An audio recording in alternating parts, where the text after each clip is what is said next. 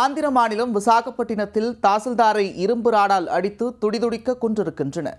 ஆந்திராவை கொலை நடுங்க வைத்த கொலையின் பின்னணி என்ன?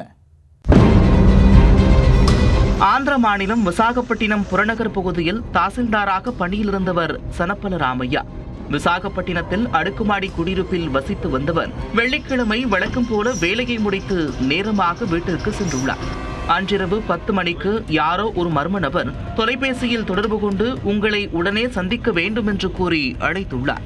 அவசர வேலையாக இருக்கும் என்று நினைத்து ராமையாவும் அடுக்குமாடி குடியிருப்பின் கீழ்த்தளத்திற்கு சென்றுள்ளார்.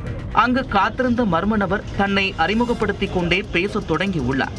அப்போது ஏற்கனவே அங்கு மறைந்திருந்த மர்ம நபர்கள் ராமையாவை திடீரென்று சுட்டு போட்டுள்ளனர். அவருடன் நின்றிருந்த மர்ம நபர் அங்கிருந்து ஓட மர்ம நபர்கள் ராமையாவின் பின்தலையில் இரும்பு கம்பியால் ஓங்கி அடித்திருக்கின்றனர். அதில் நிலை தடுமாறி கீழே விழுந்தவரை சரமாரியாக தாக்கிவிட்டு அவர்கள் தப்பித்து ஓடினர். நீண்ட நேரமாகியும் தாசில்தார் வீடு திரும்பாததால் கீழே இறங்கி வந்த அவரது மனைவி அதிர்ச்சியடைந்து உறைந்து போனார். இரத்த வெள்ளத்தில் தாசில்தார் உயிருக்கு போராடி கொண்டிருந்தார். கணவரை கண்டு கத்தி கூச்சலிட குடியிருப்பில் இருந்தவர்கள் ஆம்புலன்ஸுக்கும் போலீசாருக்கும் தகவல் தெரிவித்தனர். ராமையாவை மீட்டு தனியார் மருத்துவமனைக்கு அழைத்து சென்றனர். ஆனால் அவர் போகும் வழியிலேயே பரிதாபமாக உயிரிழந்தார். கடந்த சில நாட்களுக்கு முன்பு நில ஆக்கிரமிப்பு தொடர்பாக தாசில்தார் ராமையா சம்பந்தப்பட்டவர்கள் மீது புகார் அளித்து நடவடிக்கை எடுத்ததாக கூறப்படுகிறது.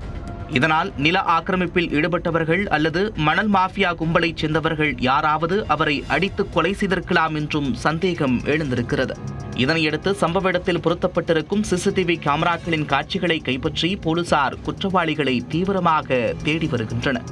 கொலையாளிகளை கைது செய்த பின்னரே கொலைக்கான காரணம் என்னவென்று தெரியவரும் என போலீசார் தெரிவித்துள்ளனர்.